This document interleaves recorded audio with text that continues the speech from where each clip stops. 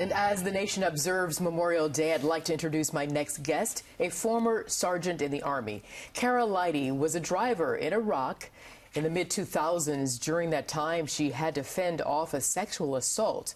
She now advocates for veterans taking care of their mental health when they come back home from combat.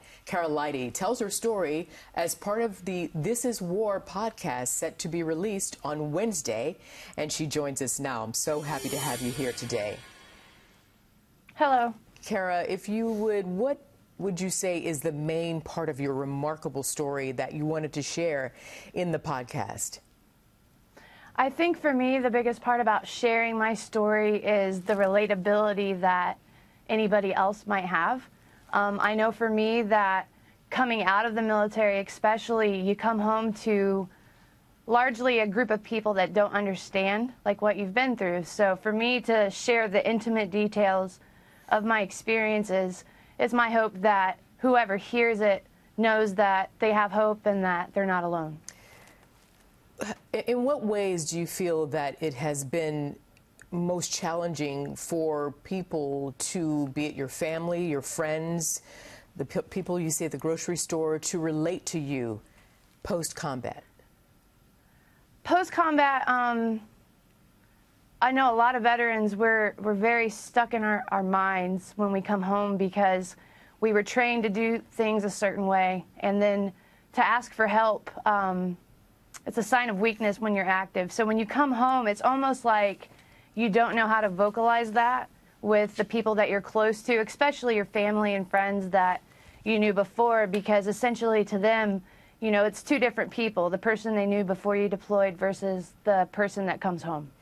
Well, there's certainly nothing weak about what it is that you have done and continue to do. And I want to ask you, how challenging is it for you to care for our returning combat vets? And do you also assist their families as well?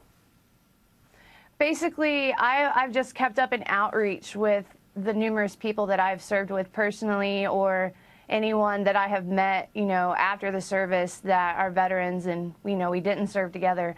I try to make it a good point to let them know that, you know, they have options. You know, it could be a friend, someone like myself.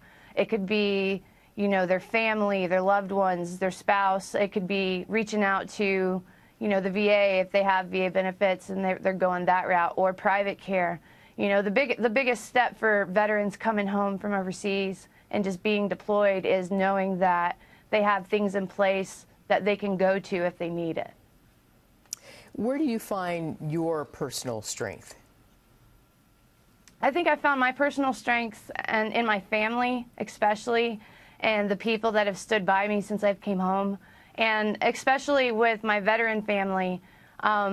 It's nice to know that you can pick up the phone 6 years after not seeing somebody and just saying, hey, like, do you've got time to listen? And they do, and that's leaps and bounds as far as progress. And, you know, for me, that's what I hold near and dear to my heart, is just knowing that the doors are open with those people. And is there a message in particular that you'd like to send to our viewers on this Memorial Day weekend? I'd like to say that, you know, Memorial Day is a time of remembrance, but it's also a time to, you know, hug the ones you love and be thankful for having the freedom to be able to do all the things that we do for Memorial Day. You know, it's more than cooking out and having fun. You know, just take a moment to realize the sacrifice that it took for us to have what we have. Lydy, I can't imagine the sacrifice. I thank you, for myself, for all of us here at Fox, and for all of our fellow Americans. You are a hero indeed, and continued success and continued health and recovery to you. Lydy, thank you so much. Thank you so much for having me.